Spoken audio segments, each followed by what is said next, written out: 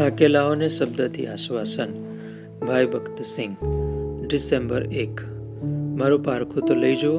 માલકી 3 અને 10.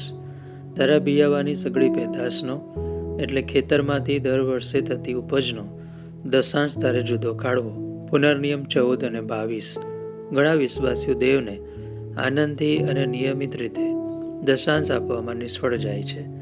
શરૂઆતમાં જ્યારે આવક ઓછી હોય છે ત્યારે તેઓ નિયમિત રીતે દશાંશ આપે છે, પણ જ્યારે આવક વધે છે ત્યારે તેઓને દશાંશ આપવાનું અઘરું લાગે છે.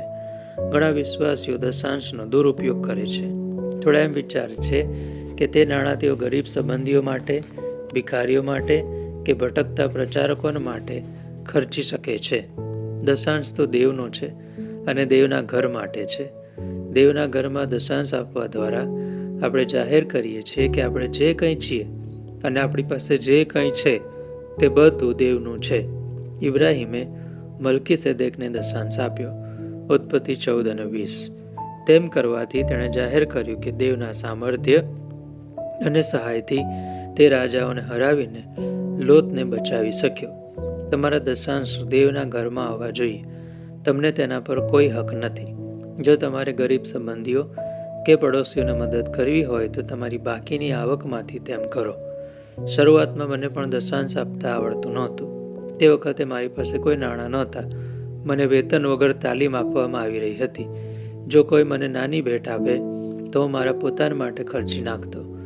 1 વર્ષથી વધારે સમય મેં દશાંશ આપ્યો નહીં. હું ગરીબીમાં જ રહ્યો. ઘણા દિવસો સુધી કોઈ નાણાં જ નહીં.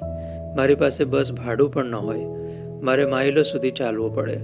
જો કોઈને મારા પર દયા આવે અને મારા હાથમાં કશું આપે તો હું ધારતો કે આ રકમ તો બહુ નાની છે, આ તો મારી જરૂરિયાત પૂરતી જ છે. આવી સમજને કારણે મેં કદી દશાંશ આપ્યો નહીં. પછી મને પ્રભુએ ઠપકો આપ્યો કે તું ચોર છે.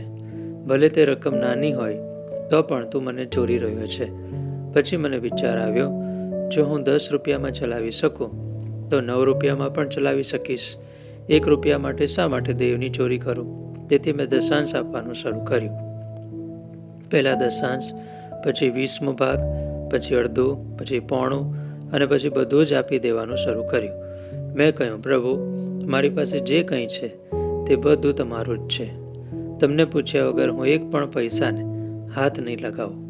તે દિવસથી તેમણે મને ભરપૂરીથી આપવાનું શરૂ કર્યું અને બીજા લોકોને મદદ કરવાનો મને હક આપ્યો. તે રકમનો ગુણાકાર કરતા જ ગયા.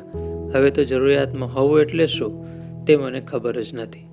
પાછલા બધા વર્ષોમાં દેવના ગમે તે કાર્ય માટે ભરપૂરપણે દરેક જરૂરિયાત પૂરી પાડી છે. જ્યારે મેં આનંદથી આપવાની શરૂઆત કરી ત્યારે તેમણે મારી બધી જરૂરિયાતો પૂરી કરી. ચોર બનશો નહીં. દેવને તમારો દશાંશ આપો. તે દેવનો હિસ્સો છે. કમાવા માટે તેમણે તમને શક્તિ, સ્વાસ્થ્ય અને બુદ્ધિ આપ્યા. માટે તેમનો આભાર માનો. તે જે આપે તેનાથી સંતુષ્ટ રહો. સ્વાર્થી અને લોભી ન બનો. ભીખ ના માંગો. ઉછીનું ન લો. તમારા સાસુ સસરા પાસેથી પણ નહીં. એ દેવનું વચન છે. રોમી 13 અને 8. કોઈનું દેવું ન કરો. તમે પ્રચારક હો કે ગમે તે હો, તેથી ફરક પડતો નથી. તમારી જરૂરિયાત ગમે તે હોય, ઉછીનું કદી લેશો નહીં. જો તમે જાહેરમાં સાક્ષી બનવા માંગતા હો કે પ્રભુ તમારો સહાયક છે તો કદી ઓછીનું લેશો નહીં. હિબ્રુ 13:5 અને 6 વાંચો. જો ઓછીનું લો તો એમ કહો, મારા સસરા મારા સહાયક છે, કે મારા સાસુ મારા સહાયક છે, કે મારા મિત્રો કે પડોશીઓ મારા સહાયક છે. જો તમે સંતુષ્ટ રહેશો અને ઓછીનું લેવા ના પાડશો તો જ તમે સાક્ષી બનશો. મહેરબાની કરીને કોઈ માણસ પાસે ઓછીનું લેશો નહીં. દેવનો હિસ્સો દેવના ઘરમાં આનંદથી આપો અને તે તમને પુષ્કળતાથી બદલો આપશે અને આશીર્વાદ આપશે.